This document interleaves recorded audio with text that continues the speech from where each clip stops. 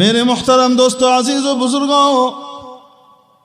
আজকের কিছু নাস্তিক আছে যারা মনে করে আসমান জমিনের কোনো স্রষ্টা নাই, অথচ আবু জেহেল, আবু লাহাব, উতবা, শাইবা, উমাইয়া ইবনে খালফ, উবাই ইবনে খালফ, উকবা ইবনে আবি মুআইত, ওয়ালিদ ইবনে মুগীরা সহকারে বড় বড় যে সর্দারগুলো ছিল, তাদের মাথাগুলো ছিল, এরা সবাই স্বীকার করত আসমান জমিনের খালেক একমাত্র কে? রব্বুল আলামিন কোরআনে কারীমে বলেন, ওয়ালাইন সাআলতাহুম মান খালাকাস সামাওয়াতি ওয়াল আরদা লায়াকুলুন্নাল্লাহ। ও নবী, আপনি যদি ওদেরকে জিজ্ঞেস করেন এ বিশাল নভমণ্ডল সমূহ এবং ভূমণ্ডলকে, আসমান সমূহ এবং জমিনকে কে সৃষ্টি করেছেন, অবশ্যই অবশ্যই তারা উত্তর দেবে আল্লাহ। তাহলে আবু জেহেল, আবু লাহাব স্বীকার করত আসমানের খালেক এবং স্রষ্টাকে। তো যারা আজকে আল্লাহ নাই, মহাস্রষ্টা বলে কেউ নাই, অটোমেটিক সবকিছু চলে, যাকে দেখি না তাকে বিশ্বাস করতে পারবো না, এই ধরনের কথা বলে, এরা আসলে বুদ্ধিমান নাকি বুদ্ধিমান রূপী পাগল? ঠিক কি ঠিক না? এরা ভয়ঙ্কর পাগল। পাবনায় পাগলের বিভিন্ন ক্যাটাগরি আছে। পাবনাতে যে পাগলের হসপিটাল আছে না, এই হসপিটালে বিভিন্ন রকমের ক্যাটাগরি আছে। কিছু পাগল হলো মহা ডেঞ্জার পাগল, এরা ডেঞ্জারাস পাগল। এদের ব্যাপারে তাদের নজরদারি ওই কি বলে আপনার কাশিমপুর হাই সিকিউরিটি কারাগারের মতো। যে পাগলামি করে তার উপরে নজরদারি অত বেশি না, কিন্তু দেখতে সুস্থ, কথাবার্তা খুব চমৎকার, অতি ভদ্র, কোনো রকমের অসংলগ্নতা নাই, ওবিডিয়েন্ট, কিন্তু আসলে পাগল। যখন পাগল হয় খুন করে ফেলে, পাগল হয় তো যা তা করে ফেলে। এরকম পাগলকে তারা সবচেয়ে ডেঞ্জারাস পাগল হিসেবে কি করে চিহ্নিত করে, কারণ এরম পাগল বেশি ক্ষতি করে। ঠিক কি ঠিক না? যে পাগলামি করে, কাপড় চোপড় ঠিক রাখে না, হাউ হু করে, ওরে সবাই চেনে যেটা পাগল। পাগলের কথা কেউ বিশ্বাস করতে চায় না। ঠিক কি ঠিক না? মানুষ বলবে পাগলে কি না কয়, ছাগলে কি না খায়। ঠিক কি ঠিক না? মারফুল কলম মনে করে, ওর কোনো কথা বিশ্বাস করে না। কিন্তু যেটা দেখতে মনে হয় অতি বুদ্ধিমান, একেবারে পরিপূর্ণ সুস্থ মস্তিষ্কের, কিন্তু ভয়ঙ্কর পাগল, যখন পাগলামি উঠে কিছুই বোঝা যায় না, ধাই করে ছুরিটা একজনের বুকের ভিতরে মেরে দেয়। তার বুঝবুদ্ধি নাই, দেখতে খুব সুন্দর, একদম ঠান্ডা। এইরকম পাগলের কাছ থেকে বাঁচা বড় মুশকিল। ঠিক কি ঠিক না? আমাদের দেশেও এরকম কিছু পাগল আছে না? না, পাগলের দলকে বলতে চাই, কত কিছু আছে তুমি দেখো না, কিন্তু ঠিকই বিশ্বাস করো। ঠিক কিনা? বাতাস কোনোদিন দেখেছো? দেখো নাই, কিন্তু বাতাস আছে বলে বিশ্বাস করো। তারের ভিতর দিয়ে বিদ্যুৎ যায় কি যায় না? বলেন না কেন? যে বিদ্যুৎটা আছে সেটা কে কে দেখেছেন? হাত উঠান। কোনোদিন দেখি নাই, কিন্তু বিশ্বাস করি। ঠিক কি ঠিক না? বলেন না কেন? বিশ্বাস করি কি করি না? আল্লাহু আকবার কবীরা। লবণের ভিতরে তিক্ততা আছে, কখনো দেখি নাই, বিশ্বাস করি। চিনির ভিতরে মিষ্টতা আছে, মিষ্টতা কেউ দেখে নাই, কিন্তু বিশ্বাস করে। মরিচের ভিতরে ঝাল আছে, সেই ঝাল কোনোদিন কেউ দেখে নাই, কিন্তু বিশ্বাস করে। তেঁতুলের ভিতরে টক আছে, টক কখনো দেখে নাই, বিশ্বাস করে। ঠিক কিনা? এক কথায় যত আরাজ আছে, কায়েম বিল গায়ের যত আরাজ আছে, এই আরজগুলা সাধারণত দেখা যায় না, কিন্তু মানুষ বিশ্বাস করে। ঠিক কি ঠিক না? মেরে মুহতারাম দোস্ত, আজিজ ও বুজুর্গ, একদিন আল্লাহু আকবার, এক মহাবুদ্ধিজীবী নাস্তিক রাস্তা দিয়ে হেঁটে যায়। কি দিয়ে হেঁটে যায়? রাস্তা দিয়ে হেঁটে যায়। রাস্তা দিয়ে হেঁটে যাওয়ার সময় দেখে রাস্তার ভিতরে কি যেন পায়খানা করে রাখছে, মল ত্যাগ করেছে। ভদ্র ভাষায় বলতে হবে, কি করেছে? মল ত্যাগ করেছে, একদম রাস্তার মাঝখানে। ওই বেচারা পা মারিয়ে দিয়েছে, খেয়াল করেনি, দামি জুতার ভিতরে লেগে গেছে বুদ্ধিজীবী নাস্তিকের। মেজাজ খারাপ, গালিগালাজ যা আছে সব একটা। শিক্ষিতদের গালিগালাজ তো আবার ভয়ঙ্কর, ছুটলে ঠিক ঠিকাতে আনা, ঠিক একদম পুরো কমলাপুর বস্তি ফেল, কঠিন গালিগালাজ মারছে। তো পাশে একজন ছিল, উনি বলতেছেন, ভাই এত রাগ করেন না, সুডু মানুষ বুঝছে না, সুডু মানুষ কি করছে না বুঝছে না, আজ্ঞা থিয়ে গেছে। শুধু মানুষের লেদার সাইজ এত মোটা হয়, বুঝলেন না? যে ভদ্রলোক সামনে দাঁড়ানো ছিল তিনি আস্তিক ছিলেন, মুসলমান ছিলেন। উনি নাস্তিক বুদ্ধিজীবীরে লক্ষ্য করে বলেন, ও নাস্তিক বুদ্ধিজীবী, লেদার সাইজ দিকে পাশার সাইজ বুঝে লাইলা, লোকটার সাইজ বুঝে লাইলা, এত বিশাল আসমান জমিন দেখে আল্লাহ যে একজন আছে সেটা বুঝতে পারলা না। এই তুলনাটা দিয়েছিলেন হযরত মাওলানা আব্দুর রহমান জামি রহমতুল্লাহ আলাইহি কিশোরগঞ্জে। আমি সরাসরি শুনি নাই, হযরত মাওলানা জুনায়েদ আল হাবিব সাহেবের মুখে শুনছিলাম, খতিবে বাঙ্গালের মুখে, এক ঘরোয়া মজলিসে আলাপ করতে করতে। কেমন মনে হয় আপনাদের কাছে? যুক্তিটা কি ফালায় দেওয়ার না? হ্যাঁ, বিশাল আসমান জমিন দেখলা, কি কুদরত দিয়ে সাজালেন, একই মেশিন, জমিনটা একটা মেশিন, একটা ফ্যাক্টরি, ঠিক কি ঠিক না? উপর থেকে তেল ওইটাই পড়তেছে, ওই একই বৃষ্টি, নিচে একই রকমের পানি, কিন্তু এক একটা গাছ এক এক রকম বেরোইতেছে। সুবহানাল্লাহ। সুপারি গাছ আলাদা, আবার কি দেখা যায়, নারিকেল গাছ আলাদা, আম গাছ আলাদা, জাম গাছ আলাদা, কাঁঠাল গাছ আলাদা, আমলকি গাছ আলাদা, কামরাঙ্গা গাছ আলাদা, এক এক গাছ আলাদা। কোনোটার কাণ্ড আছে, কোনো ডালপালা নাই, আর কোনোটা ডালপালাওয়ালা একদম বাঁকাচোরা হয়ে বেরোইতেছে। সিনওয়ানু ওয়া গায়রু সিনওয়ানি ইউসকা বিমাইন ওয়াহিদ ওয়া নুফাদ্দিলু বা'দাহা আলা বা'দিন ফিল উকুল। ঠিক কি ঠিক না? সব কিছু আলাদা আলাদা তৈরি করলেন কে? অটোমেটিক তৈরি হলো। এই ধরনের কথা যারা বলে এরা বুদ্ধিমান না পাগল? মেরে মুহতারাম দোস্ত, আজিজ ও বুজুর্গ, এক একটা পাতার দিকে তাকায় দেখেন, এই একই মাটি থেকে উৎপন্ন গাছের ভিতরে পাতা এক একটার একই রকম, ঠিক কি ঠিক না? কাঁঠাল পাতার পাতা আলাদা, নারিকেলের পাতা আলাদা, কৈশোরের পাতা আলাদা, ধইনা পাতা আবার আলাদা, আম গাছের পাতা আলাদা, জাম গাছের পাতা আলাদা, লিচু গাছের পাতার ডিজাইন আলাদা, ঠিক কি ঠিক না?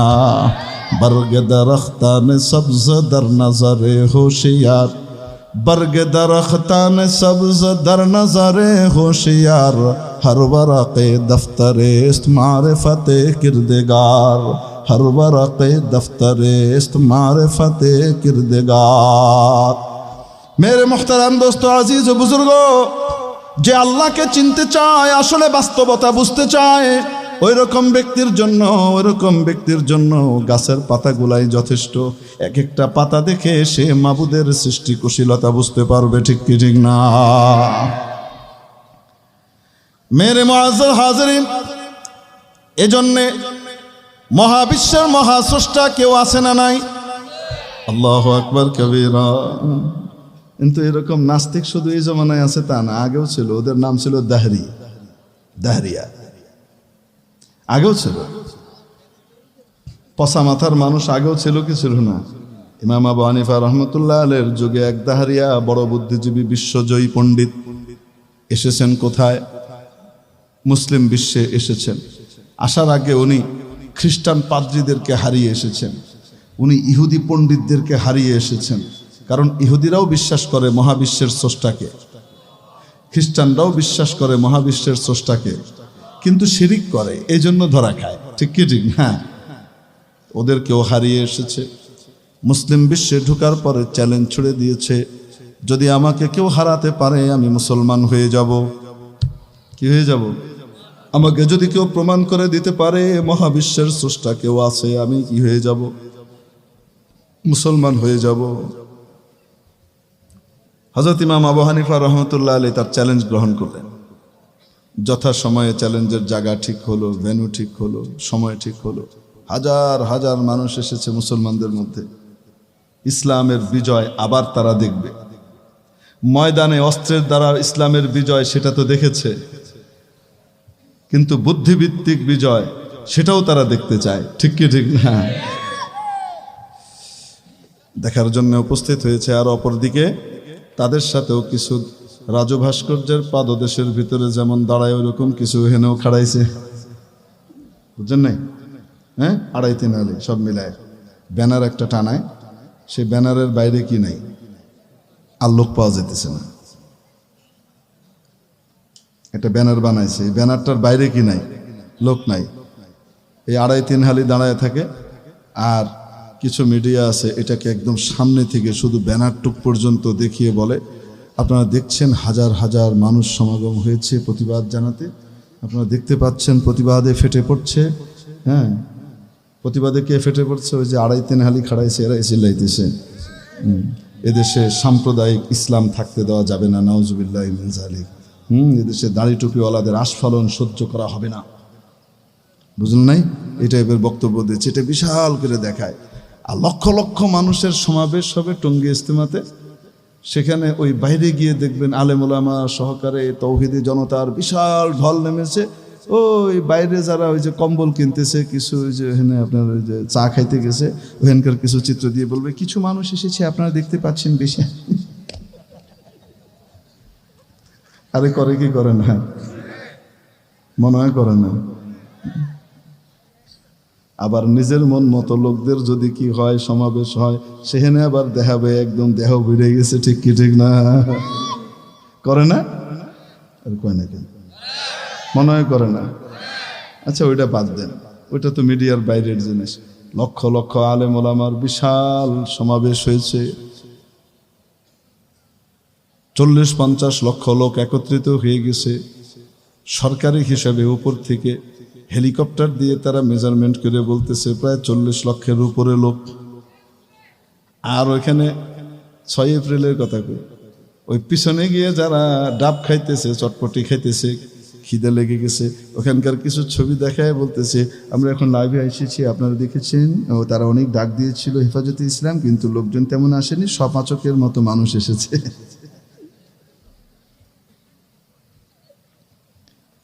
কয়নি কয় না? এই টাইপের কন্যা কেন? মনে হয় কয় না। কিয়ামতের দিন সবকিছু ইনশাআল্লাহ ভালো করে দেখায় দেওয়া হবে। মেরে মোহতারাম দোস্ত আজিজ ও বুজুর্গ, বলছিলাম ইমামে আজম আবু হানিফা রহমতুল্লাহ আলাইহির অপেক্ষায় সকলে বসে আছেন। সময় পার হয়ে যায়, ইমাম সাহেব আসেন না। অস্থিরতা শুরু হয়ে গেছে মুসলিম শিবিরে। এর মধ্যে ওদের মধ্যে চাপা উল্লাস। আমাদের বিশ্বজয়ী পণ্ডিতের মুখোমুখি হতে মুসলিম বিশ্বের সবচেয়ে বড় পণ্ডিত ভয় পেয়ে গেছে, পিছিয়ে গেছে। আপনারা মনে হয় বুঝতে পারেননি, অর্ধেকটি ডিম দিলুম, গোটাটাই খাবেন কিন্তু। দাদা চা কি খেয়ে এসেছেন নাকি যে খাবেন? বোঝেননি? এদের দাসানু দাস আছে কিছু আমাদের দেশে, আছে না নাই? এগুলার কাজ হলো এই দেশের ভিতরে বসে বসে অন্য দেশের পক্ষে রাজাকারি করা। বোঝাতে পারি না? এমন আমরা পাকিস্তানি রাজাকারও চাই না, আমরা ভারতীয় রাজাকারও চাই না। ঠিক কি ঠিক না? মেরে মোহতারাম দোস্ত আজিজ বুজুর্গ, বলতেছিলাম হঠাৎ হযরত ইমামে আজম আবু হানিফা রহমতুল্লাহ আলাইহি এসে উপস্থিত হলেন। সময় বেশ পার হয়ে গেছে। তারপরে এসে উনি অ্যাপোলজি করলেন, সরি সময় মতো আসতে পারিনি, আপনাদেরকে দুঃখ প্রকাশ করছি। বিতর্ক শুরু হওয়ার আগে আমি একটু আমার কারণটা বলে নিতে চাই, কেন দেরি হয়েছে। উনি বললেন আসার পথে একটা বড় নদী পড়ে, নদীটা পার হওয়ার জন্য নৌকায় উঠবো, দেখি কোনো নৌকা নাই। আনফর্চুনেটলি কোনো নৌকা ওপারে ছিল না। কিভাবে আসব? কোনো নৌকা নাই। তো অপেক্ষা করতে করতে দেরি হয়ে গেল। তারপরে মান ইজ্জত বাঁচলো, একটা ঘটনা ঘটায়। কি ঘটনা? পাশে একটা বড় গাছ ছিল, সেই গাছটা দেখি হঠাৎ ভোজবাজির মতো পটাপট কেটে গেল, ডালপালা ছেটে গেল। তারপরে দেখি ওটা অটোমেটিক তক্তা হয়ে গেল। তারপরে দেখি অটোমেটিক এই তক্তাগুলা পটাপট লেগে গেল। তারপরে দেখি এই তক্তাগুলা লেগে সুন্দর একটা নৌকা হয়ে গেল। তারপরে দেখি এই নৌকাটা ওই মাটি দিয়ে ছেঁচড়ে পানিতে নেমে আমার সামনে এসে থামলো। তো আমি বুঝলাম আমার মান ইজ্জত রক্ষা করার জন্য স্রষ্টা একটা ব্যবস্থা করে দিয়েছেন। তাই আমি কি করলাম, ওটাতে উঠলাম। উঠার পরে সে নৌকাটা আমাকে পুঁ করে ওপার থেকে এপারে নিয়ে চলে আসলো। তাই আমি আপনাদের কাছে শেষ পর্যন্ত এসে পৌঁছতে পেরেছি। এজন্য আমি আল্লাহ তাআলাকে ধন্যবাদ জানাই, শুকরিয়া আদায় করি ওনার, যে এরকম অলৌকিকভাবে একটা নৌকা আমি পেয়ে গেলাম। ওপাশ থেকে বিশ্ব পণ্ডিত উঠে দাঁড়িয়েছে, উঠে দাঁড়িয়ে বলছে, বড় হতাশ হলাম, বড় হতাশ হলুম, এসেছিলুম বড় আশা নিয়ে যে আমি বড় কারোর সাথে বিতর্ক করব। এখন তো দেখতে পাচ্ছি এক চাপাবাজ বাইফাট্টাগিরি করা লোক আর এক গপ্পবাজ লোকের পাল্লায় পড়েছি, হয় গপ্পবাজ নয় পাগল। ইমাম আবু হানিফা বললেন, পাগল হতে যাব কেন আর গপ্পবাজ হব কেন? উনি বলে, আপনি বললেন কেউ কাটা ছাড়াই গাছটা অটোমেটিক কেটে গেল। উনি বললেন, হ্যাঁ। কেউ তক্তা বানানো ছাড়াই অটোমেটিক তক্তা হয়ে গেল, আর কেউ নৌকা বানানো ছাড়াই অটোমেটিক নৌকা তৈরি হয়ে গেল। তারপরে ওই নৌকাটা তৈরি হওয়ার পরে আবার অটোমেটিক আপনাকে নিয়ে চলে এই পাশে চলে আসলো। উনি বললেন, জি, অসুবিধা কি?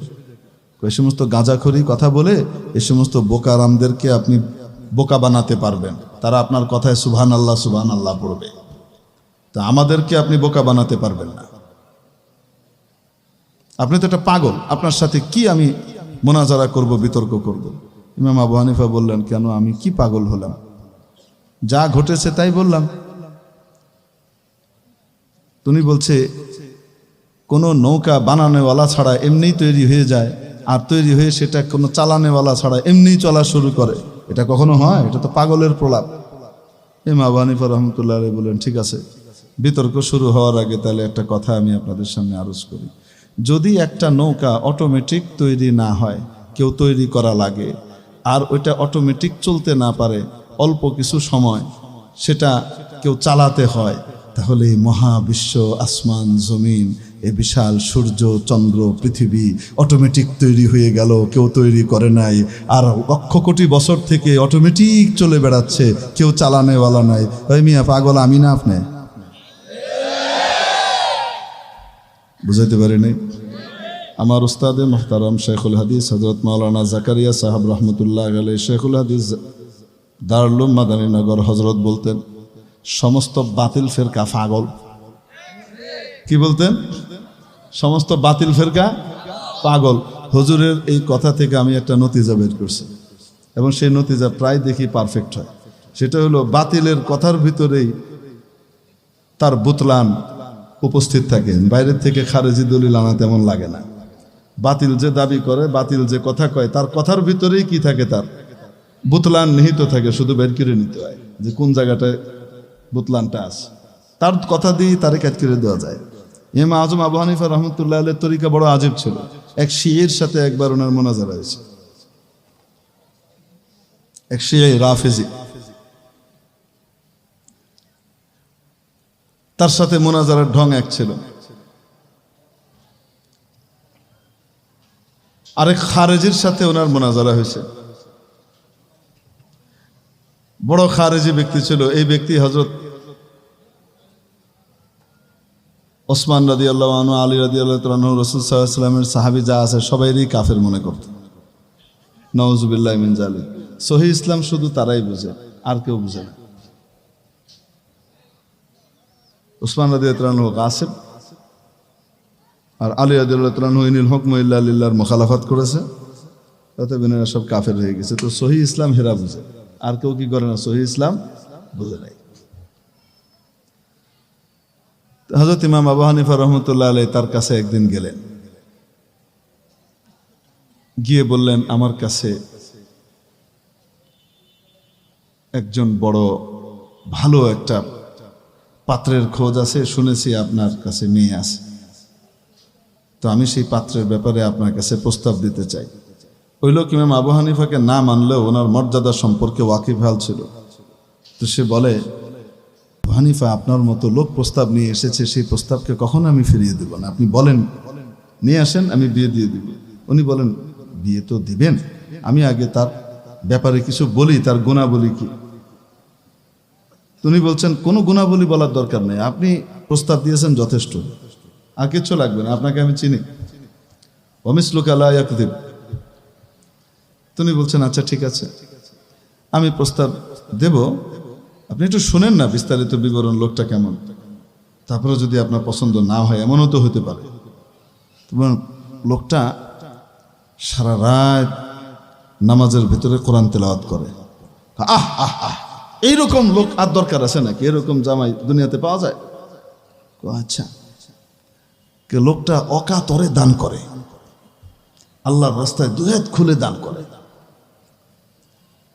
আল্লাহু আকবার, আর কি দরকার? বাস বাস বাস, মাহ মাহ মা ইয়া আবা হানিফা, আর দরকার নেই বলেন। বলে আরো বলি, লোকটা অসাধারণ সুন্দর এবং এত ভদ্র, কঠিন লাজুক প্রকৃতির মানুষ, কোনো সময় উচ্চ স্বরে কথা বলে না। মা ইয়া আবা হানিফা, বাস আবু হানিফা ছাড়েন, আর দরকার নেই। লোকটা চাঁদের মতো সুন্দর এক যুবক, আরে আর দরকার নেই, বললাম তো আপনি নিয়ে আসেন, বিয়ে দিয়ে দিবি। গায়রা, তবে একটা ছোট্ট কথা আছে, সমস্ত গুণাবলী থাকা সত্ত্বেও তার ভিতরে একটা সমস্যা আছে। তিনি আবু হানিফা রাহমাতুল্লাহ আলাইহির কথার উপরে বললেন, কোনো সমস্যা না, আপনি যা বলছেন ওকে, আর দরকার নেই, যত সমস্যাই থাক, এরম ছেলে। তুমি বলছেন, আরে শুনেন না সমস্যাটা কি। সমস্যা গায়রা আন্নাহু কাফির। সমস্যা হলো একটা, লোকটা এগুলা সব করে কিন্তু লোকটা কাফের। ওই হাকিয়া বা হানিফা, এটা কি করা? আমি আমার মেয়েকে একটা কাফেরের কাছে বিয়ে দিব? সে অনেক নামাজ পড়ে, অনেক তেলাওয়াত করে, অনেক দান খয়রাত করে, অনেক সুন্দর, অনেক পরহেজগার, অনেক নেককার, হ্যাঁ, এবং অনেক তার ভিতরে এই গুণ আছে, অনেক লাজুক, অনেক বাহাদুর।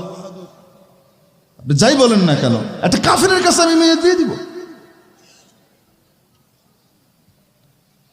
আবু হানিফা রাহমাতুল্লাহ তাকে বললেন যে, আপনি একজন কাফেরের কাছে মেয়ে বিয়ে দিতে রাজি নাই, তার আপনার কাছে কি মনে হয় নবীজি মুহাম্মদুর রাসূলুল্লাহ সাল্লাল্লাহু আলাইহি সাল্লাম পরপর দুইটা মেয়েকে একটা কাফেরের কাছে, ওসমানের কাছে বিয়ে দিছেন? নাউজুবিল্লাহ, এমনি আতব, আমি তওবা করতেছি, আমি বুঝতে পারিনি। আবু হানিফা রাহমাতুল্লাহ আলাইহির স্টাইল ছিল এইভাবে কি করা। বেশি বড় দলিল দিতেন না, অল্প কথায় শেষ। আর কঠিন থেকে কঠিন সমস্যার সমাধান চুটকিতে করার ক্ষমতা আল্লাহ তাআলা ইমাম আবু হানিফাকে দিয়ে রেখেছিলেন। হযরত ইমাম লাইস ইবনে সাদ মাসরি, ইমাম লাইস ইবনে সাদ রহমতুল্লাহ আলাইহি মুজতাহিদ ইমাম ছিলেন, এবং ইমাম মুহাম্মদ ইবনে ইদ্রিস শাফি রহমতুল্লাহ আলাইহি তার উস্তাদ ইমাম লাইস ইবনে সাদ এবং ইমাম মালিক ইবনে আনাস আল আসবাহি, চার মাযহাবের এক ইমাম, ইমাম মালিক, এই দুইজনেরই শিষ্য ছিলেন ইমাম মুহাম্মদ ইবনে ইদ্রিস শাফি। ইমাম শাফি রহমতুল্লাহ আলাইহি বলেন, ওয়াল্লাহি ইন্নী ওয়াজাদতু লাইসা আফকাহা মিন মালিক ওয়ালাকিন যায়্যাতহু আসহাবু।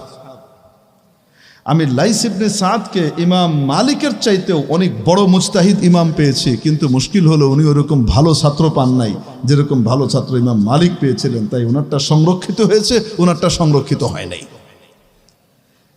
ইমাম লাইস ইবনে সাদ রহমতুল্লাহ আলাইহির ঘটনা, উনি বলেন, আমি আবু হানিফার আলোচনা সমালোচনা শুনতে শুনতে কান পেকে গেল। কেউ অনেক প্রশংসা করে, কেউ আবার দুর্নাম করে,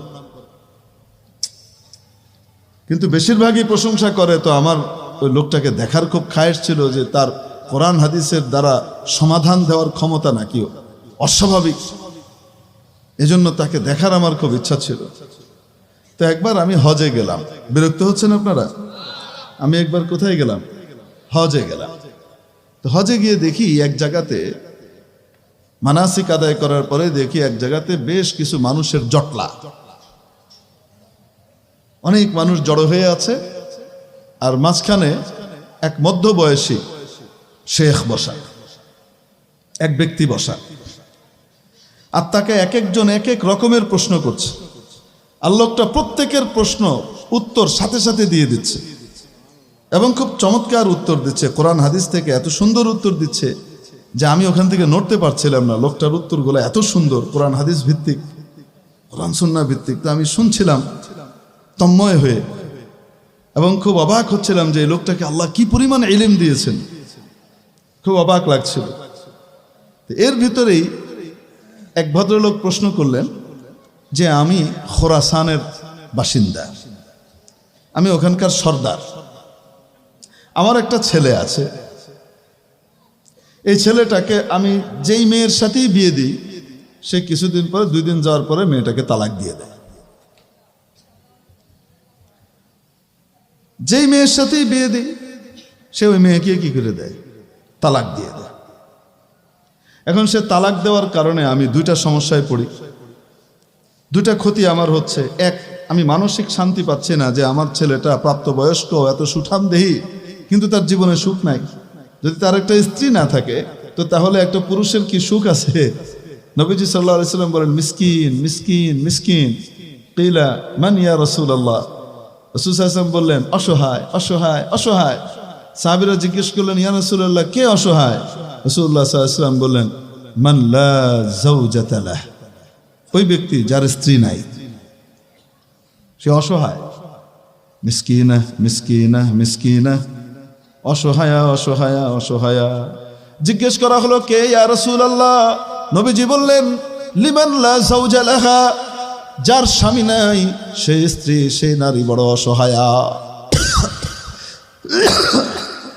এখন ওই সর্দার বলে যে হযরত, আমার মেয়েটা, আমার ছেলেটা জীবনে সুখী হচ্ছে না, এই কারণে আমার মনে দুঃখ। আমার এত অঢেল সম্পদ, আমার একটাই ছেলে, সে অসুখী। নাম্বার 2, দ্বিতীয় ক্ষতি হলো, তাকে যখন বিয়ে দেই মোহরটা তো আর সে দেয় না, আমি তার পক্ষ থেকে আদায় করে দিই। আর সে যখন তালাকটা দেয় তো মোহরটা গেল, মোহরের টাকাটা পুরাই কি গেল? গেল। মোহরটা তো দিছি সারা জীবন সে তার সাথে থাকবে, সারা জীবনের টাকা বিশাল করে দিছি। আর সে কি করে? ফট করে যখন তালাক দিয়ে দেয় তো আমার মোহরের টাকাটাও লস হয়ে গেল। এক হলো আমার ছেলে অসুখী, আর একদিকে আমার টাকাটা যাইতেছে। ইমাম লাইস ইবনে সাদ রহমতুল্লাহ আলাইহি বলেন, এই ভদ্রলোক এই প্রশ্নটা রাখার সাথে সাথে ওই ব্যক্তি উত্তর দেওয়া শুরু করলেন। ফালাম ইয়ালবাস ইল্লা, উনি একটু দেরিও করলেন না, সাথে সাথে উত্তর দিচ্ছেন যে আপনি আপনার এই ছেলেকে নিয়ে বাদির বাজারে যাবেন, বাদির মার্কেটে, এবং বলবেন আপনি একটা বাদি কিনবেন, তাকে শুধু সাথে রাখবেন। আপনি খুব দূর থেকে লক্ষ্য রাখবেন তার চোখ কোন বাদির দিকে আটকায়। কার দিকে? কোন বাদির দিকে তার চোখটা আটকায়, লেগে থাকে, এটা আপনি খুব গভীরভাবে খেয়াল করবেন যেন সে বুঝতে না পারে। যেই বাদির দিকে তার চোখটা আটকাবে আপনি ওই বাদিটাকে আপনার নিজের জন্য কিনে ফেলবেন। কিনে ফেলে এই বাদির সাথে আপনার ছেলের বিয়ে দিয়ে দিবেন। মনে রাখবেন, বাদী যদি অন্য কারো বিবাহিতা স্ত্রী হয় তখন এই বাদীর সাথে মনিবের সেই সম্পর্ক করার কোনো অনুমতি নাই। এই মাসালাটা মাথায় রেখে। আর গোলাম বাদী যাই ইনকাম করুক না কেন, তার ওই ইনকামের মালিক কে? তার শরীর, তার যে মালিক, যে সেই মালিক কি হয়? ওই মালের মালিক হয়। বুঝেন নাই? এটাও একটা মাসালা। এখন উনি বললেন, যদি দেখেন যে এই মেয়েটার সাথে, যার সাথে আপনি বিয়ে দিয়েছেন আপনার ছেলের, তার সাথে বিয়েটা দীর্ঘমেয়াদী হচ্ছে, সাস্টেইন করছে, বহাল আছে, সে তালাক দিচ্ছে না, তাহলে বাস আপনি আপনার বাদীকে আজাদ করে দেন। এখন আপনার ছেলেও আজাদ, আপনার পুত্র বধূও আজাদ, দুজনের সুখে শান্তিতে জিন্দেগি কাটাইলো, আপনার কোনো সমস্যা নাই, টাকা লস হলো না। আর যদি দেখেন সে কি করে দিল, তালাক দিয়ে দিছে, তো তালাক দিয়ে দিলে আপনার যে মালটা আছে, আপনি যে মোহরটা দিছিলেন, সেই মোহরটার মালিককে? বাদী না? আর বাদীর মালিককে? বাপ। তো আপনার মাল আপনার কাছে ফিরে এসে কোনো লস নাই। হযরত ইমাম লাইস ইবনে সাদ বলেন, ওনার সমাধানটা আমাকে অভিভূত করে দিল, কিন্তু সমাধানটা যতটুকু অভিভূত করেছে তার চেয়ে বেশি আমি বিস্মিত হয়েছি যে এত দ্রুত এই সমাধানটা বাইর করলো কেমনে, এত দ্রুত এই সমাধানটা বের করলো কেমনে। তা আমি খুব বিস্মিত হয়ে লোকজনকে জিজ্ঞেস করতে লাগলাম, মান হাযা রাজুল, এই লোক কে যে এরকম অদ্ভুত সমাধান বের করে দিচ্ছে যে কোনো সমস্যা, কোনো সমস্যাই তার কাছে কোনো সমস্যা না, কোরআন সুন্নাহ অনুযায়ী তার কাছে উত্তর আছে। তো বলছে যে ইনি নোমান ইবনে সাবিত, ইনাকে আবু হানিফা নামে ডাকা হয়। তুমি বলেন ফাকাদ আরাফতু ফাদলাহ, তখন আমি বুঝতে পারলাম আবু হানিফার মর্যাদাটা আসলে কোথায়, সে আনপ্যারালাল, তার সমকক্ষ আর কেউ নাই আসলে। মেরে মুহতারাম দোস্ত আজিজ ও বুজুর্গ, আরেকবারের ঘটনা। বিখ্যাত একজন হাদিস বিশারদ আছেন, অনেক বড় মুহাদ্দিস, বুখারী এবং মুসলিমের প্রায় প্রত্যেকটা পাতাতেই ওই রাবির নাম আছে। ইমাম বুখারীর দাদা ওস্তাদের দাদা ওস্তাদ, ইমাম বুখারীর দাদা ওস্তাদের দাদা ওস্তাদ, আর ইমাম মুসলিমের দাদা ওস্তাদের দাদা ওস্তাদের বাবা ওস্তাদ। নাম কি? সুলাইমান ইবনে মেহরান আল আমাশ, আল মারুফ বিল আমাশ, আমাশ নামে প্রসিদ্ধ বিখ্যাত হাদিস বিশারদ। বউকে অসম্ভব ভালোবাসতেন, কিন্তু জ্ঞান তাপস মানুষ, কিতাবের ভিতরে এলেমের ভিতরে এমন ভাবে ডুবে থাকতেন, বউয়ের সাথে যে একটু রসকসের কথা বলবেন সুযোগ পেতেন না। এখন বেগম সাহেবাকে দেড় তরিকায় শুকনা মানুষের লগে রসকসহীন মানুষের সাথে জীবন কাটে কি লাভ? বিশ্ববিখ্যাত মানুষ হইলে আমার কি? তার ছাত্ররা তারে পাইতেছে, সারা দুনিয়া তারে পাইতেছে, আমার কাছে আমার লগে তো তার আলাপ করার সময়ই নেই, সে খালি পড়ে আর পড়ায়। বুঝেন নাই? এখন বেগম সাহেবা চায় ওনার কাছ থেকে তালাক নিয়ে চলে যাবে, ছুটতে চায়। বেগম সাহেবা মাঝে মাঝে খেপে গেলে বলে, আপনি আমাকে ছেড়ে দেন, আল্লাহর বাস্তে দোহাই লাগে, একটা জিনিস আপনি আমাকে ছেড়ে দেন, আপনার সাথে আমি আর সংসার করতে রাজি নাই। উনি মনে করে মুখের কথা, এটা মনের কথা না, মুখের কথা। মেয়েরা এরকম মুখের কথা অনেক বলে না, হ্যাঁ, একটা কমন কথা আছে, সেটা হলো আমি বলে তোর বাপের সাথে সংসার করে গেলাম, আমি ছাড়া যদি অন্য কেউ হইতো কবে ফালাই থেকে যেত গা। এরম কথা শুনেন নাই, অথচ বিয়ে করছেন 10 বছর হয়েছে, একজন হাত উঠান।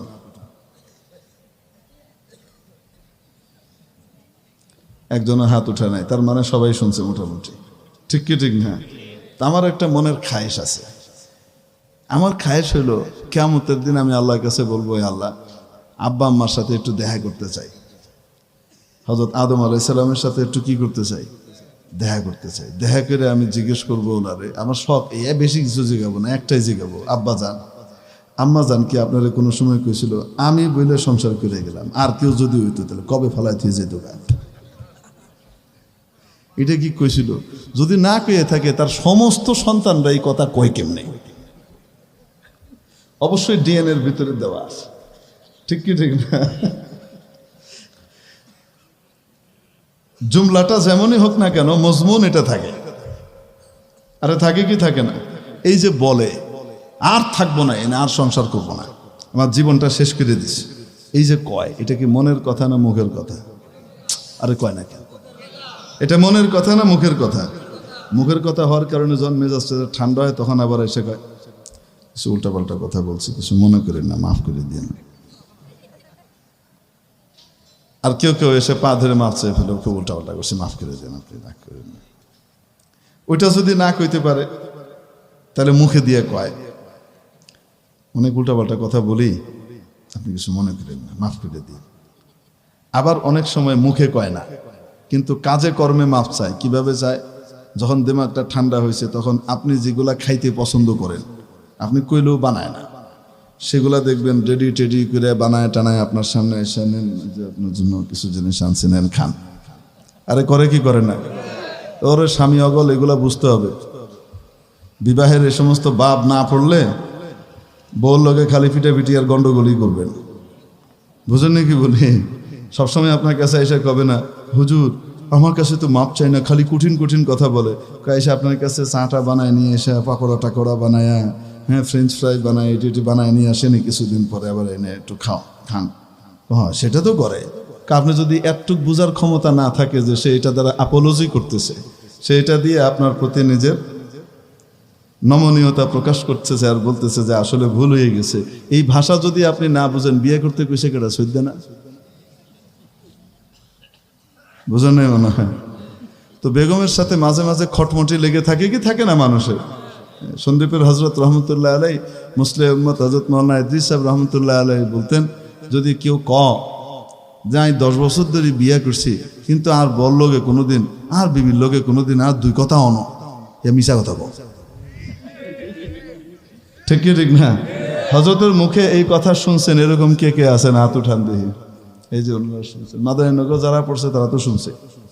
জিয়া আমি বিয়ে করছি 10 বছর হয়েছে কিন্তু আর বউর লগে কোনো সময় আর কি অনো, দুই কথা অনো, ইয়া মিশা কথা বল, ঠিক কি ঠিক না? ইমাম সুলাইমান ইবনে মেহরান আল-আমাশ রাহমাতুল্লাহ আলাইহির স্ত্রী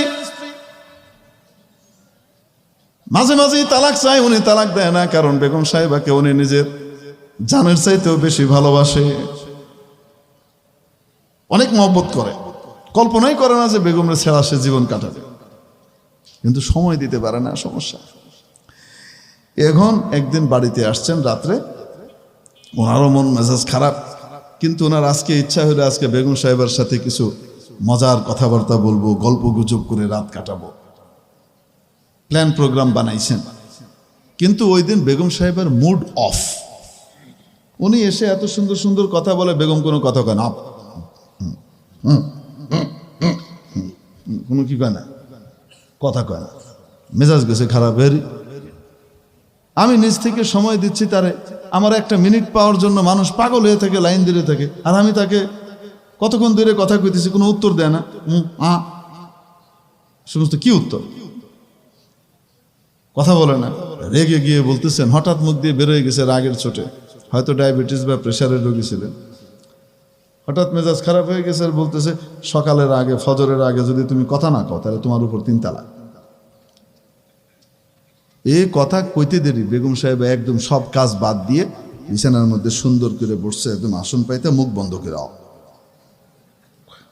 বেগম সাহেবা আসলেই মন থেকে চাইতো তালাক দিয়ে দে। এখন উনি এই সুযোগ তো কোনো সময় পায় নাই, আজকে পাইছে। শুধু ফজর পর্যন্ত চুপ থাকতে পারলে কি হয়ে যাবে, তালাক 3টা পড়ে যাবে, আমি বেঁচে যাবো। এখন আর কথা কেন, ধরে বসছে। এখন ইমাম আমাশ রহমতুল্লাহ আলাই সুন্দর সুন্দর গল্প শুনাইতেছেন, হাসির গল্প শুনাইতেছেন, কৌতুক শুনাইতেছেন, এটা শোনায় ওইটা শোনায়, নট টু স্পিক, একদম চুপ করে যে বসে তো বসে, কোনো কথাই কয় না। উনি দেখেন খাইছে কেমন, তো বড় বিপদ, বেশিক্ষণ তো নাই শুভে সাদেকের, 3-4 ঘন্টা আছে, এরকম যদি চুপ করে থাকে তো তাহলে ফজর হয়ে গেলে তো আমার গেছে, বউ গেছে, ঠিক কি ঠিক না? আর একটা তো দেয় নাই, রাগের চোটে দিয়ে লাইছে কয়টা, 3টা। এখন তো বড় পরেশান হয়ে গেছে, কিন্তু কার কাছে যাবে? উনি তো শীর্ষস্থানীয় বড় আলেম, যুগ শ্রেষ্ঠ হাদিস বিশারদ, হাজার হাজার ছাত্র ওনার, বড় বড় মুহাদ্দিস মুফতি ফকিরা ওনার ছাত্র।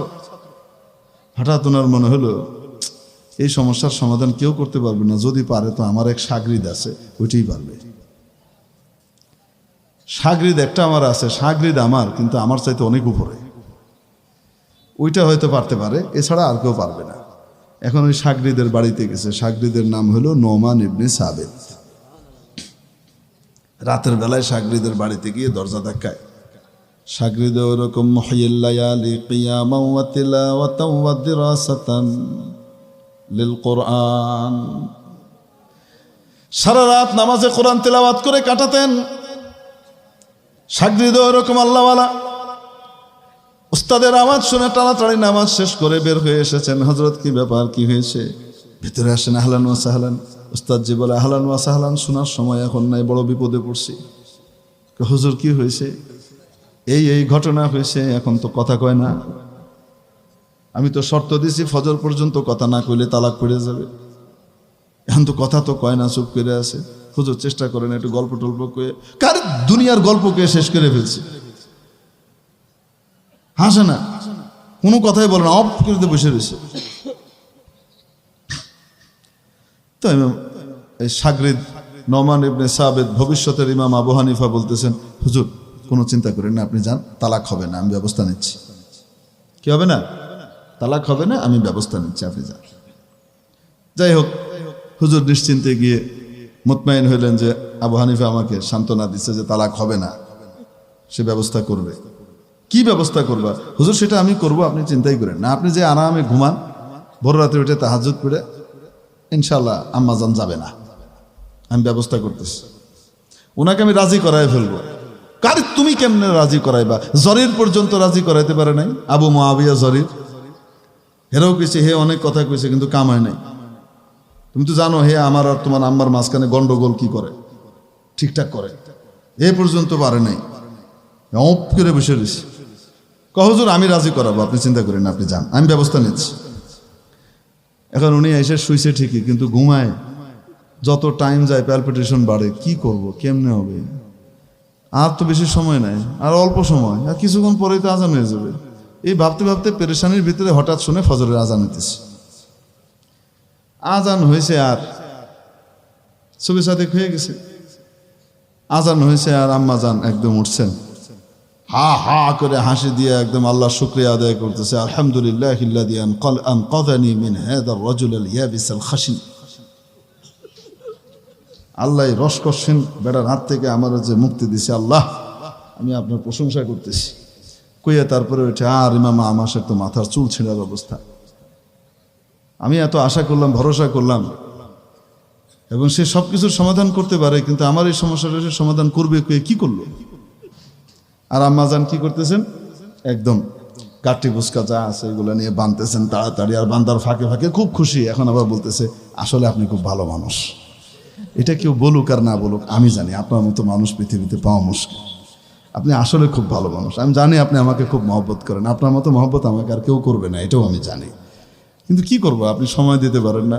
যাই হোক, আপনি ইনশাল্লাহ আমার চেয়ে অনেক ভালো একটা বিবি পাবেন। চুপ, তোমার চেয়ে ভালো বিবির আমার দরকার ছিল না। সবকিছু শেষ করে এখন আবার করতেছে ভালো বিবি পাবেন, আমার বিয়ে লাগবে না, তুমি থাকো তোমার মতো, যাও। আর রাগ হন কেন? আপনি যত রাগ হন আমি খুশি হব, বদদুয়া দিয়েন না আমার উপরে, আমি জানি অনেক কষ্ট দিছি আপনাকে, আপনি কিছু মনে করেন না। আর ওদিকে কি করতেছে, গাঁটটি বুসকা বাঁধতেছে। ইমাম আমাশের তো অবস্থা খারাপ, কান্নাকাটি শুরু করে দিয়েছেন, উনি কাঁদতেছেন যে আমার ভোট হয়ে যেতেছে। এর ভিতরে কেউ দরজা ধাক্কায়, তিনি দরজা খুলে দেখেন শাগরিদ নোমান ইবনে সাবিত, তার সাথে আরেকজন লোক, ইমাম আবু হানিফা আর আরেকজন লোক দাঁড়ানো। হযরত একটু জরুরি কথা ছিল, দূর হও তুমি আমার সামনে থেকে, এত আশা ভরসা করে তুমি আমার সব ডুবাই দিছো, যাও যাও, আমি কথা বলবো না, আমি কথা বলবো না, আমি কথা বলার মুডে নাই। হযরত সামান্য একটা কথা, আচ্ছা আমি কথা না বলি, উনি কিছু বলতে চান, উনি মুয়াজ্জিন সাহেব। হ্যাঁ, কি হয়েছে? মুয়াজ্জিন সাহেব বলতেছে, হুজুর আজকে ভুলে ফজরের আজানটা আগে হয়ে গেছে, এখনো ফজরের ওয়াক্ত হয়নি।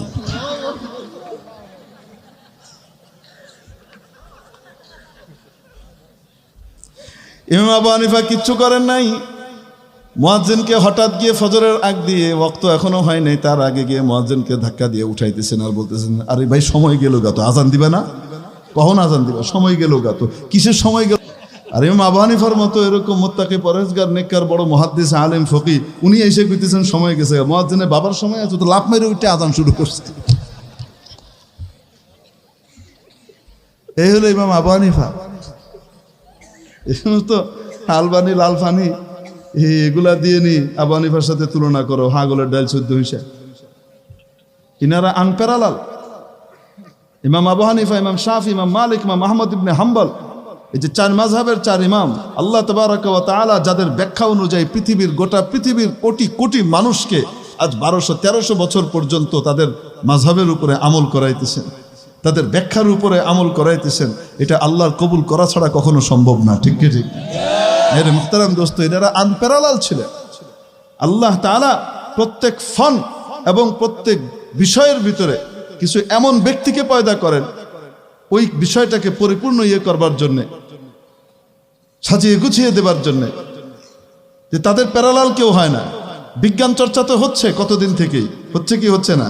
সারা পৃথিবীব্যাপী বিজ্ঞান চর্চা হচ্ছে, বিজ্ঞানের জন্য পাগল হয়ে যাচ্ছে মানুষ, কিন্তু আরেকটা আইনস্টাইন তো তৈরি হলো না। বিজ্ঞানের জন্য পাগল হয়ে যাচ্ছে, কিন্তু আরেকটা নিউটন তো তৈরি হলো না। বলেন না কেন? আল্লাহ তাআলা এদেরকে কবুল করছেন বিজ্ঞানের কি হিসেবে, আধুনিক বিজ্ঞানের জনক হিসেবে আল্লাহ তাআলা এদেরকে কবুল করছেন। এরা আনপ্যারালাল, এদের মতো প্যারালাল হওয়া বহুত মুশকিল। ঠিক কি ঠিক? হ্যাঁ, ঠিক তেমনি ভাবে ইমাম আবু হানিফা, ইমাম শাফি, ইমাম মালিক, ইমাম আহমদ ইবনে হাম্বল, ওনারা হলেন মুসলিম বিশ্বের ইজতিহাদের ক্ষেত্রে, কোরআন হাদিসের সহি ব্যাখ্যা দেবার ক্ষেত্রে, কোরআন হাদিসের দৃষ্টিতে সঠিক ফয়সালা শোনাবার ক্ষেত্রে আনপ্যারালাল আইনস্টাইন আর নিউটনের মতো। বুঝাইতে পারিনি? মেরে মুহতারাম দোস্ত, আজিজ ও বুজুর্গ, বলছিলাম ইমাম আবু হানিফা ওই দাহরিয়া ভদ্রলোককে কাত করে দিলেন, মনে আছে না নাই? যে বেটা দাবি করছিল আসমান জমিনের কোনো খালেক নাই। আপনার বিরক্ত হলে বন্ধ করে দিই। ঠান্ডা কিন্তু লাগতেছে, এটার ভিতর দিয়ে ঠান্ডা ঢুকতেছে, টের পাইতেছি না কথা কওয়ার কারণে। একটু পরে ভালো মতো বসবে। আর লোকজন জায়গা দেওয়া যায় না বলে সাইডে পর্দাও দেয় নাই, কারণ মানুষ তো ওই মাথা পর্যন্ত চলে যায়, ওই মাথা পর্যন্ত চলে যায়। পর্দা দিলে তো ছোট হয়ে যাবে জায়গা ছোট হয়ে গেলে সামনে একটা জায়গা আছে, এটা হলো পুকুর, ওখানে বসতে হবে। ঠিক কি ঠিক না? তা আপনারা দোয়া করেন মাহফিল কর্তৃপক্ষ যা যা করতে চায় সেগুলো করবার জন্য, যেন তাদের আর্থিক সহায়তার জন্য যা যা লাগে সেই প্রজেক্টগুলো বাস্তবায়নের জন্য আমরা যেন সেটা পুরা করতে পারি। দোয়া করেন, আল্লাহ কবুল করেন, বলি আমিন। মেরে মুহতারাম দোস্ত, আজিজ ও বুজুর্গ, বিশাল আসমান আর জমিনকে তৈরি করেছেন কে? আসমান কত বড় সৃষ্টি কল্পনা করতে পারবো না। আমরা যেটাকে নীল দেখি এটা আসমান নয়, এটা আমাদের দৃষ্টির শেষ সীমা। আসমান কত বড় বলবো নাকি? আমাদের সূর্যটা পৃথিবী থেকে কত বড়? 13 লক্ষ গুণ বড়, বেশি না। এই যে ছোট্ট একটা রুটির মতো দেখেন না দুপুরবেলা, এটা কত বড়? পৃথিবী থেকে 13 লক্ষ গুণ বড়। সুবহানাল্লাহ। কিন্তু অনেক দূরে থাকার কারণে ছোট দেখা যায়, ঠিক কিনা? এইটা যেমন একটা, এই সূর্যটা এটা একটা স্টার, একটা তারা। মহাবিশ্বের ভিতরে আসমানের মধ্যে আমরা তারা দেখতে পাই কি পাই না? কয়টা তারা কে কে গুনে বলতে পারবে? হ্যাঁ, গুনে শেষ করা যাবে? অগণিত অসংখ্য কোটি কোটি তারা, ঠিক কি ঠিক না? এই যে বিশাল তারাগুলো আছে, এই তারাগুলো আসলে কি? আসলে সূর্যের মতো এরকম একটা স্টার, আর বেশিরভাগ তারা সূর্যের চেয়ে কোটি কোটি গুণ বড়। অনেক অনেক দূরে থাকার কারণে টিম টিম টিম টিম করে, ঝিকিমিকি করে, জোনাকি পাখি পোকার মতো হালকা হালকা জ্বলতে থাকে। আসলে অনেক দূরে, অনেক দূরে, এক একটা থেকে এক একটা কয়েক কোটি আলোকবর্ষ দূরে। আলোকবর্ষ বুঝেন তো? না বুঝলে ব্যাখ্যা দরকার নেই, এখন সময় নেই। এত বিশাল আসমানের এই সব কিছু আমরা যা দেখতেছি, তারকাগুলো, এই সবগুলো প্রথম আসমানের নিচে। রব্বুল আলামিন কোরআনে কারীমে বলেন, ওয়াযায়্যানাস সামাআদ দুনিয়া বিমাসাবিহা ওয়া হিফযা। নিশ্চয়ই আমি নিকটবর্তী আসমান, এই দুনিয়ার আসমানটাকে বড় বড় প্রদীপ দিয়ে সাজিয়েছি। ওই প্রদীপগুলোর ভিতরে একটা প্রদীপ হলো সূর্য। অনেক বড় প্রদীপ নয়, ছোট্ট প্রদীপ। আর সূর্য থেকে আমরা কতটুকু দূরে? বেশি না, 9 কোটি 30 লক্ষ মাইল, 15 কোটি কিলোমিটারের বেশি দূরে।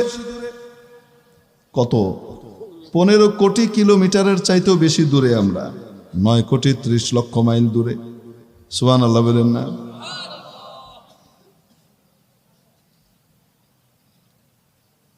আর আমরাই কি সূর্যের চেয়ে সবচেয়ে দূরত্বে আছি?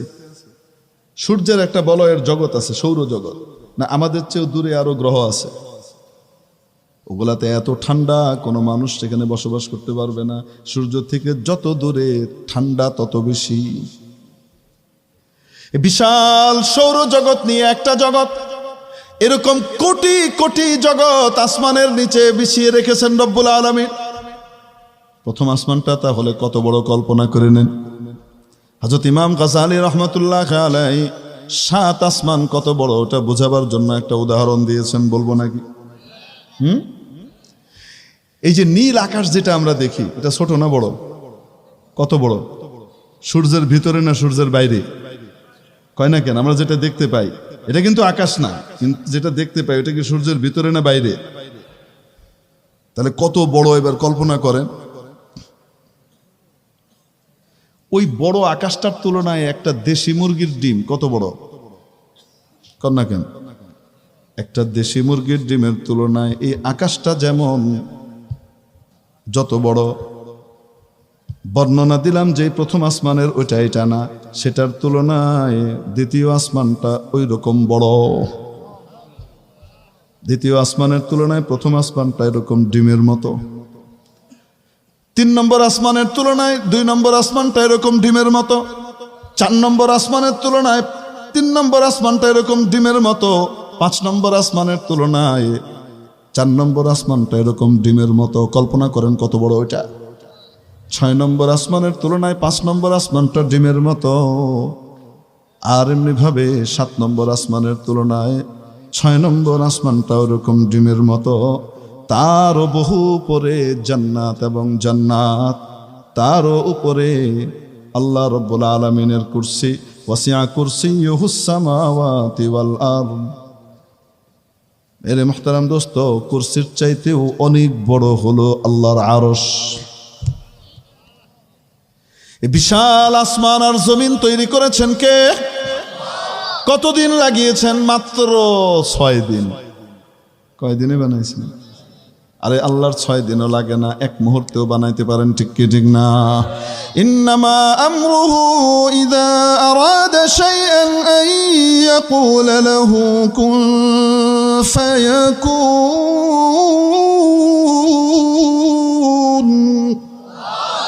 তার বিষয়টা তো এমনই ওনার বিষয়টা, উনি শুধু চাইলেই তৎক্ষণাৎ আদেশ করার সাথে সাথে সেটা হয়ে যায়। আসলে কুন বলতেও তো একটু সময় লাগে, মাবুদ বানাবার জন্য অতটুকুও সময় লাগে না। আমাদেরকে বুঝাবার জন্য, ইরাদাতুর রব বুঝাবার জন্য কুন শব্দটা দিয়ে তাবির করা হয়েছে। হেচে কাসদার মুলকে ও আমবাজে নাই, কাউলে ওরা লাহনে নাই, আওয়াজে নাই। কাউলে ওরা লাহনে নাই, আওয়াজে নাই। মেরে মুহতারাম দোস্ত, আজিজ ও বুজুর্গ, আপনি প্রশ্ন করবেন, হুজুর তাহলে 6 দিন লাগাইলেন কেন? এজন্য লাগিয়েছেন, এটা যে বিশাল একটা সৃষ্টি রব্বুল আলামিন, এটা বুঝাবার জন্য একটু সময় দিয়েছেন। কারণ যে জিনিসের গুরুত্ব যত বেশি হয় তার ভেতরে সময়ও তেমন লাগানো হয়, ঠিক কি ঠিক না? আল্লাহ রব্বুল আলামিন মুহূর্তে যেটা বানাতে পারতেন সেটাকে সময় লাগিয়ে বানিয়েছেন, বোঝা যায় এটা অনেক গুরুত্বপূর্ণ সৃষ্টি, ঠিক কি না? প্রশ্ন করবেন, হুজুর ওই সময় তো সূর্যও হয় নাই, চন্দ্রও হয় নাই, আসমানও হয় নাই, তৈরি হয় নাই, তাহলে ফি সিত্তাতি আইয়াম 6 দিন হইল কোত্থেকে? দিনই তো তৈরি হয় নাই, হয় না কেন? চন্দ্র সূর্য হওয়ার আগে দিন হিসাব হবে? হ্যাঁ, তাহলে 6 দিন হইল কেমনে? এক উত্তর হলো, আমাদের হিসাবে 6 দিনে যে পরিমাণ সময়, ওই পরিমাণ সময় লাগিয়েছেন। কিন্তু মুফাসসিরিনে কিরাম লেখেন, এটা দুনিয়ার দিনের কথা বলা হয় নাই, ওই জগতের দিনের কথা বলা হয়েছে, যেই জগতের দিন মিনিমাম পৃথিবীর 1000 বছরে হয়। কানা মিকদারুহু আলফ সানাতিন মিম্মা তাউদ্দুন। তোমাদের গণনার হিসাব অনুযায়ী 1000 বছরে যতটুকু সময় হয়, ওই জগতের একটা দিন মিনিমাম অতটুকু সময় হয়। তাহলে বলেন দেখি, 6 দিন মানে কয় হাজার বছর? 6 গুণন 1000 কত হলো? 6000 বছর লাগিয়ে বিশাল আসমান আর জমিন বানালেন। কেন সময় লাগিয়েছেন? এটার গুরুত্ব বুঝাবার জন্য, ঠিক কি ঠিক না? যেটার মধ্যে যত বেশি সময় লাগানো হয় ওটার দাম তত বেশি বাড়ে। আপনি দেখবেন মুরগির বাচ্চা তৈরি হতে মাত্র 21 দিন থেকে 22 দিন লাগে, ঠিক কিনা? আরে মুরগি যে তাও দেওয়া শুরু করে তার কয়দিন পরে হয়? 21 বা 22 দিনের ভিতরে মুরগির বাচ্চা বাইরে আসে, টিপ টিপ টিপ টিপ করে বাইরে হয়, ঠোকর মারে, সে বাইরে হয়। বাইরে হওয়ার পরে কি করে? একদিনও যায় নাই, প্রথম দিন একটু সবর শুকুরের সাথে থাকে, জিম মেরে কয়েক ঘন্টা, প্রথম দিনও না। একটা দিন পার হওয়ার পরে কি করে? মুরগা কাজবায় দাবেরো আয়াদ রোজি তালাবাদ আদমি জাদানা দারাদ খেরাদ আকল তমিজ ওয়াকে না গাহে কাছে গশতে বচিজে না রশিদ ওয়াই বতম কি নো ফজিলত বুগুজশতা জখমা চিজ আবগিনা হমা জায়া বি আজাবে মাহালাস্ত লাল দুশওয়ার বদস্তায়দ আজানস্তে আজিজ। বিশ্বকবি মহাকবি শেখ সাদি রহমতুল্লাহ আলাইহি, দার্শনিক সাদি বলেন, আরে মুরগির জীবন দেখো না আর মানুষের বাচ্চার সময় দেখো না, মুরগির বাচ্চা আর মানুষের বাচ্চার তুলনা করে দেখো। একটা মুরগির বাচ্চা পরিণত হয়ে যায় একদিনের ভিতরেই, 21 দিনে পয়দা হয়, একদিনে মাথাও পেকে যায়, 22 দিন 23 দিনে সে পরিপূর্ণ পরিপক্ক হয়ে যায়। মানুষের বাচ্চা তৈরি হতেই পেটের ভিতরে লাগে 9 মাস, ঠিক কিনা? বের হওয়ার পরেও বুঝবুদ্ধি হইতে লাগে আরো 2 বছর, ঠিক কি ঠিক না? মানুষের বাচ্চা হওয়ার পরেও 1 বছর বয়সেও মুরগির বাচ্চার কোয়ালিটি ধারণ করে না, মানে পার্থক্যের দিক থেকে। অল্প সময়ে পেকে গেছে মুরগির বাচ্চা, একদিন মাত্র বয়স 1 দিন হলো কি হবে আপনি দেখবেন, এই বাচ্চাটা তার খাদ্য অখাদ্য চিনে, ঠিক কি ঠিক না? মুরগির বাচ্চার খোরাক কি? ছোট ছোট কুড়া, হ্যাঁ, কুড়া অথবা ছোট ছোট খুদ, ঠিক কি ঠিক না? মুরগি আবার খুদগুলাকে ঠোকরায় এরম করে দেখায় দেয়, এটা খা, এটা খা, এটা খা, এটা খা, এই যে এটা, আর সে গিয়ে মায়ের কাছে টুক টুক টুক টুক টুক করে মারতে থাকে, ঠিক কি ঠিক না? একদিনের ট্রেনিং, একদিন যাওয়ার পরে তার অবস্থা এমন হয়, মুরগির বাচ্চার সামনে যদি খুদের গুঁড়া দিয়ে দেন আর তার সাথে কিছু নকল খুদ দিয়ে দেন, লোহার কণাকে, খুদের সাইজের লোহার কণা, ওগুলাকে খুদের কালার, খুদের ফ্লেভার দিয়ে যদি আসল খুদ নকল খুদ মিলাইয়া দিয়ে দেন, মুরগির বাচ্চা একদিন মাত্র বয়স, ভুলেও একবারের জন্য নকল খুদের ভিতরে ঠোকর মারবে না, ঠিক কিনা? আসলটাতেই মারবে। একদিন মাত্র বয়স, তারপরেও তার বুদ্ধি কত পাকা, সে খাদ্য অখাদ্যের পার্থক্য করতে পারে, ঠিক কিনা? অপরদিকে মানুষের বাচ্চা 1 বছর বয়স হয়ে গেছে, এখনো সে পার্থক্য করতে পারে না, কান্নাকাটি শুরু করে দিছে, মার আসতে একটু দেরি হয়েছে, পাকের ঘর থেকে এসে দেখে পায়খানা করে মাখামাখি 12 আনি মাখাইছে, 4 আনি খাইছে। খাদ্য অখাদ্যের পার্থক্য বুঝতে পারে না, ঠিক কি ঠিক না? মা সতর্ক হয়ে যায়, জীবনে কানলে আর দেরি করা যাবে না, বুঝে না কিছু না, ঠিক কি ঠিক না? একটা মুরগির বাচ্চা মাত্র 1 দিন বয়স, কয়েকশো হাত উপর দিয়ে একটা চিল উড়ে যায়। কয়শো হাত উপর দিয়ে?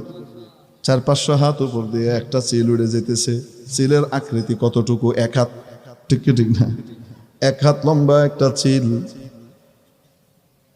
তার কয়েকশো হাত উপর দিয়ে উড়ে যায়। চিলের ছায়াটা দেখার সাথে সাথে দৌড় মেরে বাচ্চা বাংকারের মধ্যে আশ্রয় নেয় বিমানের বোম্বিং থেকে বাঁচার জন্য। সে দৌড় দিয়ে তার মায়ের ডানার তলে গিয়ে ঢুকে, ঠিক কি ঠিক না? কয়েকশো হাত উপরের 1 হাত লম্বা একটা জিনিসের ছায়া দেখার সাথে সাথে মায়ের তলায় গিয়ে আশ্রয় নিলেও এই মুরগির বাচ্চারই 1 হাত উপর দিয়ে 5 হাত লম্বা একটা গরু হেঁটে যায়, মুরগির বাচ্চা নড়েও না, ঠিক কি ঠিক না? সে জানে এটা আমার শত্রু না, এটা আমার মিত্র। 1 দিন বয়সে একটা বাচ্চা, মুরগির বাচ্চা পরিণত হয়ে গেছে, সুবহানাল্লাহ। সে শত্রু মিত্রে পার্থক্য করতে পারে। আর মানুষের বাচ্চা 1 বছর হয়ে গেছে, এখনো শত্রু মিত্র চিনে না, সবাইরই মিত্র মনে করে, ঠিক কি ঠিক না? সুন্দর একটা সাপ হেঁটে যাইতেছে, ডিজাইন করা সাপ, বাচ্চা হামাগুড়ি গিয়ে ধরতে চায়, কয় না কেন? হামাগুড়ি বুঝেন তো? আপনাদের এখানে কি বলে? হ্যাঁ, আবুর পায়রা। আবুর পায়রা ধরতে চায়, ঠিক কি ঠিক না?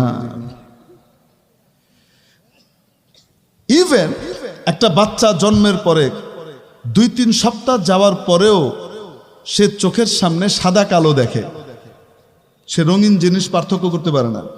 তার কালার ডেভেলপ হয় না, তার মাথার ভিতরে দৃষ্টির যে মস্তিষ্কের যে অংশটা দৃষ্টিকে নিয়ন্ত্রণ করে সেখানে তখনও তার কালার ডেভেলপ করে না। সাদা কালো আছে না, আবছা একটা জিনিস দেখে সে সাদা কালো দেখে, কিন্তু এটা রঙিন, এই যে সবুজ বা নীল লাল কাল, এটা সে বুঝে না জন্মের পরে। এটা ডেভেলপ করতে কয়েক সপ্তাহ সময় লেগে যায়, ঠিক কি ঠিক না?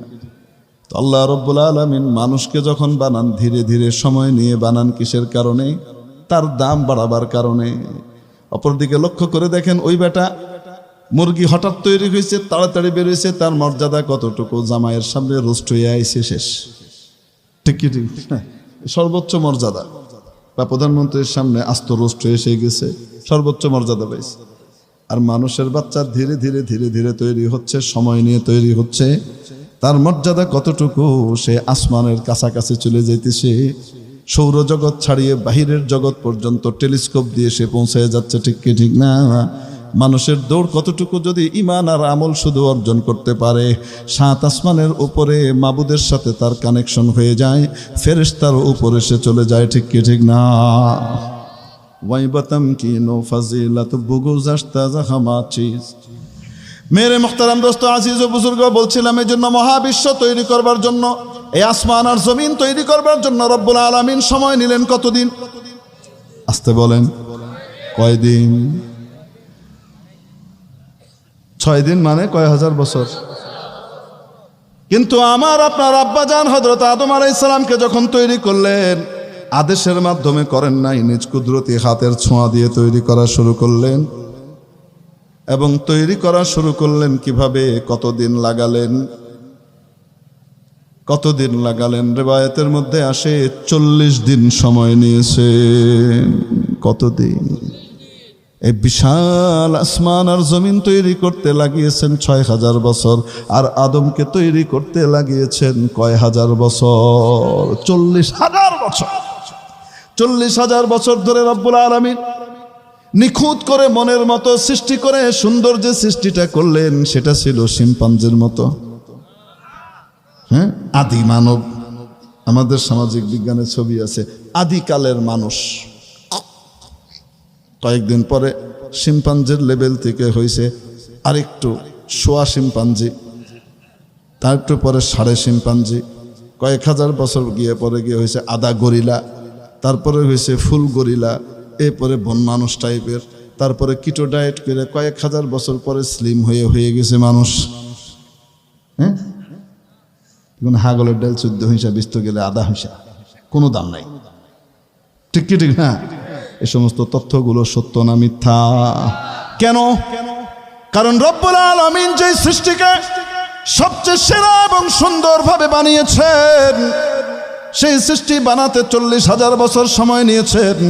অন্যগুলাকে আদেশের মাধ্যমে বানিয়েছেন, আর এটাকে বানিয়েছেন নিজের কুদরতি হাতের ছোঁয়া দিয়ে। তার সৌন্দর্য কেমন উনি নিজেই বর্ণনা করেছেন, ঠিক কি ঠিক না? ওয়াত্তিন, শপথ, তিনের ডুমুর জাতীয় একটা ফল। ওয়াজ্জাইতুন, শপথ জাইতুনের। ওয়াতুরি সিনিন, শপথ তুরে সাইনার। ওয়াহাযাল বালাদিল আমিন, শপথ এই নিরাপদ পবিত্র মক্কা নগরীর। 4 বিষয়ের শপথ করে তারপরে বলেন, লাকাদ খালাকনাল ইনসানা ফি আহসানি তাকওয়িম, নিশ্চয় আমি মানুষকে তৈরি করেছি সবচেয়ে সুন্দর স্ট্রাকচার, অবয়ব আর কাঠামো দিয়ে। তাহলে বলেন, মানুষ আগে বানর ছিল, পরে শিম্পাঞ্জি, তারপরে ওরাংওটাং, গরিলা, তারপরে মানুষ হয়েছে কালের বিবর্তনে? নাকি প্রথম মানুষ যখন তৈরি হয়েছে তখন থেকেই সবচেয়ে সুন্দর কাঠামো নিয়ে তৈরি হয়েছে, ঠিক কিনা? মেরে মুহতারাম দোস্ত, আজিজ ও বুজুর্গ, যারা বইয়ের ভিতরে বিবর্তনবাদের নামে ডারউইনের এই ফালতু থিওরিকে বাস্তবায়ন করতে গিয়ে মানুষ আগে বানর ছিল এরকম তত্ত্ব আমাদের বাচ্চাদেরকে পড়াতে চায়, এরা আমার আপনার বাচ্চাদেরকে বেঈমান বানানোর তা চক্রান্ত করছে, ঠিক কি ঠিক না? কারণ কোরআনের একটা আয়াত অস্বীকার করলে মানুষ ইমানদার থাকে না, বেঈমান হয়ে যায়।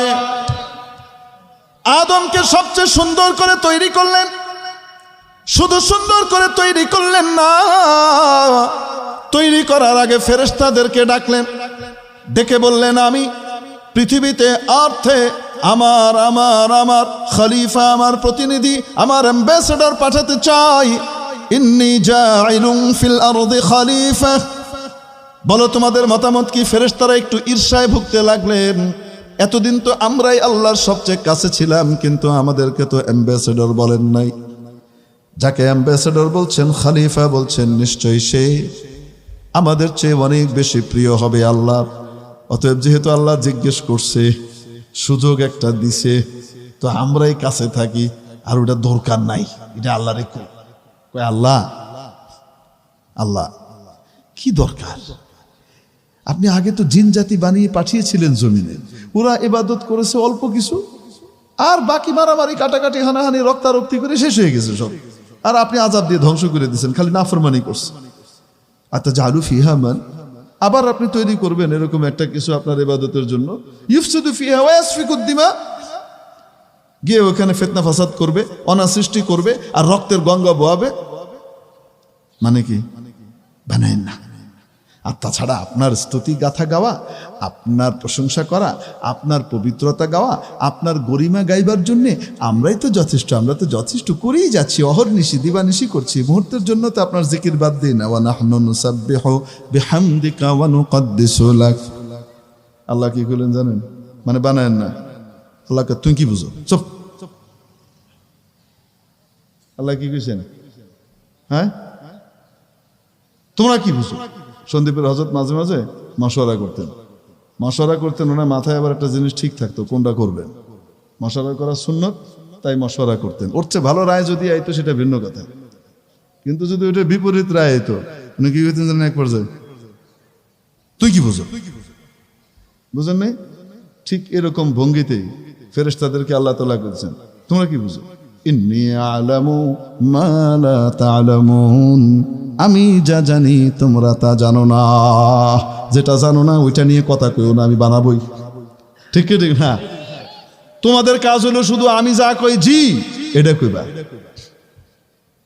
কারণ আমার কখনো ভুল হয় না। ঠিক কি ঠিক না? আমি যেটা জানি তোমরা তা জানো না। ফেরেশতারা চুপ হয়ে গেলেন। রব্বুল আলামিন নিজের মনের মাধুরী মিশিয়ে আদমকে তৈরি করলেন। কোথায় বানালেন? 7 আসমানের উপরে, আরশে আজিমের সরাসরি নিচে, জান্নাতুল ফেরদাউসের মধ্যে। সুবহানাল্লাহ। দীর্ঘ সময় নিয়ে বানিয়ে তারপরে কি করলেন? আল্লাহু আকবার। এমন জ্ঞান আদমকে দিলেন। মাবুদ বলেন, ওয়া আল্লামা আদামাল আসমাআ কুল্লাহা, এবং তিনি আদমকে যত কিছু আছে সব কিছুর নাম শিখিয়ে দিলেন। সব কিছু, কুল্লাহা। আল্লাহ যদি শুধু বলতেন ওয়া আল্লামা আদামাল আসমা, তো আলিফ লাম ইস্তিগরাক রিবা না, এটা এমনি নিয়ে নেওয়া যেত। তারপরেও কি বলতেছেন? কুল্লাহা। হেন বস্তু নাই, হেন অস্তিত্বশীল বস্তু বা বিষয় নাই যেটার নাম আমি আদমকে শিখাই নাই। কয়বারে শিখাইছে? মুখস্থ করছে। টিকটিকি টিকটিকি টিকটিকি টিকটিকি টিকটিকি, এটা কুমির কুমির কুমির কুমির, এটা আঞ্জিলা আঞ্জিলা আঞ্জিলা আঞ্জিলা আঞ্জিলা, এরকম করে শিখছে। একবার মাত্র আল্লাহ কয়ে দিছে, একবার শিখাই দিছে, একবারে মুখস্থ করে নিয়েছে। সুবহানাল্লাহ। পরশুদিন পেয়ে, আরে কি পরিমাণ শিখাইছে কল্পনা করেন। আপনার ওই বাংলাদেশের ভিতরে গাছের পরিমাণ কত প্রকারের গাছ আছে কোন? কয় হাজার প্রকারের গাছ আছে বলেন? হাজার না লাখের উপরে? তাহলে গোটা পৃথিবীতে কত প্রকারের গাছ হইতে পারে? কোটি কোটি প্রকারের গাছ, ঠিক কিনা? বিজ্ঞানীরা পানির মধ্যে যে জলজ প্রাণী আর মাছ আছে, জলজ প্রাণী আবিষ্কার করেছেন। আজ থেকে 8 বছর আগের থিওরির কথা বলতেছি আমি, তাদের তথ্য 2.5 কোটির উপরে। কত? 2.5 কোটির উপরে শুধু জলজ প্রাণী আবিষ্কার করছেন ওনারা। এখনো আবিষ্কার চলছে, নতুন নতুন জিনিস পাচ্ছে। সুবহানাল্লাহ, আল্লাহু আকবার। আর জীবজন্তু পাখি টাখি যা আছে, পাখি কয় প্রকারের আছে পৃথিবীতে কোন? কয় লক্ষ প্রকারের পাখি আছে কওয়া যাবে? আসতে বলেন, ঠিক কি ঠিক না? আল্লাহু আকবার। কত পদের জীবজন্তু আছে, সব কিছুর নাম শিখাই দিলেন কে? একবার মাত্র আল্লাহ বলে দিয়েছেন, আদম শিখিয়ে ফেলছে। আদম আলাইহিস সালামকে আল্লাহ তাআলা এবার বললেন, ফেরেশতাদের সামনে নিয়ে দাঁড় করায় বললেন, আম্বিউনি বিআসমাই হাউলাই ইন কুনতুম সাদিকিন। ও ফেরেশতারা, তোমরা যে বলেছিলে দরকার নাই, তোমরাই যথেষ্ট। আমার প্রশংসা পবিত্রতা গাইবার জন্য তোমরাই যথেষ্ট, দরকার নাই। তোমরা যদি সত্য হয়ে থাকো বলো দেখি, এই জিনিসগুলার সবগুলার নাম টাম বলো দেখি। ফেরেশতারা কয় আমরা হাইতাম না। সহজ কথায় কইছে আমরা পারবো। এত কিছুর নাম কি মনে রাখা সম্ভব? এত কিছু কি জানা যায়? আল্লাহু আকবার। আদম আলাইহিস সালামকে আল্লাহ বলতেছেন, আদম, জি আল্লাহ, বলতে পারবে তুমি এই নামগুলা? একটু বলে দাও তো। আম্বিহুম বিআসমাইহিম। আল্লাহু আকবার। তাফসীরের ভিতরে আসে, আদম আলাইহিস সালামকে আল্লাহ তৈরি করে যখন নাকি ফেরেশতাদের সামনে দাঁড় করাইলেন, নিয়ে উপস্থিত করলেন, ফেরেশতাদেরকে লক্ষ্য করে সালাম দিতে বললেন। আদমকে বলেন, আদম সাল্লিম আলাইহিম। কার্টেসি শিখাই দিয়েছে আদমকে, তুমি আগে গিয়ে সালাম করে দিবা। আরে বাচ্চাদেরকে শিখায় না? হ্যাঁ, ওই যে বাইরে মেহমান আসছে বা দাদা আসছে, তখন এসে গিয়ে আগে গিয়ে সালাম দিবা, আসসালামু আলাইকুম দাদা যান। শিখায় দেয় কি দেয় না? কেন শিখায়? পোলাটারে কম মায়া করে না বেশি মায়া করে? আরে বাপরে বাপ, এই ছেলে খুব বুদ্ধিমান, খুব যোগ্য। আল্লাহ তাআলা আদমকে পৃথিবীর কেন পুরো আসমানের ভিতরে সেরা বুদ্ধিমান প্রমাণ করবার জন্য শিখাই দিচ্ছেন কার্টেসি আর ভদ্রতা কাকে বলে। ফেরেশতাদেরকে শিখাবে আদম। আদম গিয়ে সালাম দেবা। কে শিখাইছেন? হাদিসের ভিতরে আসছে আল্লাহ তাআলা আদম আলাইহিস সালামকে শিখাইছেন গিয়ে ফেরেশতাদেরকে কি দিবা? সালাম দিবা। তাহলে বোঝা গেল উত্তম অধমকে সালাম দিলে মান যায় না, মান বাড়ে। ঠিক কি ঠিক না? ইমাম সাহেব মুসল্লিকে সালাম দিলে ইমাম সাহেবের মান যাবে না, মান বাড়বে। ঠিক কি ঠিক না? তাহলে ইমাম সাহেব মুসল্লিকে সালাম দিলে যদি ইমামের মান বাড়ে, তাহলে মুসল্লি ইমাম সাহেবকে সালাম না দিয়ে সালামের অপেক্ষা করলে মনে হয় সেই মুসল্লির মান বাড়বে। হ্যাঁ, ওয়াজ করলে তো আবার উল্টা পাল্টা বুঝে, একটা কই আরেকটা বুঝে। মেরে মুহতারাম দোস্ত আজিজ ও বুজুর্গ, বলছিলাম এখন আদম আলাইহিস সালাম বলা শুরু করেছেন এক টানে। যত সৃষ্টি আছে রব্বুল আলামিনের সবগুলার নাম বলতেছেন। আল্লাহু আকবার।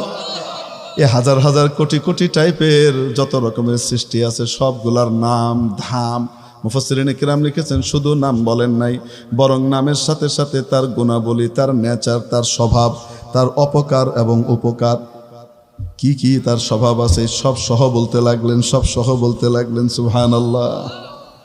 এটা টিকটিকি, এটা ঘরের ভিতরে থাকে, এটা ছাদের মধ্যে উল্টা লটকায় থাকতে পারে, এটার লেজটা তার তুলনায় দুর্বল থাকবে, একটু টোকা দিলে লেজটা পড়ে যাবে, পড়ে গেলে আবার কিছুক্ষণ পর্যন্ত লেজ অটোমেটিক লাফাবে।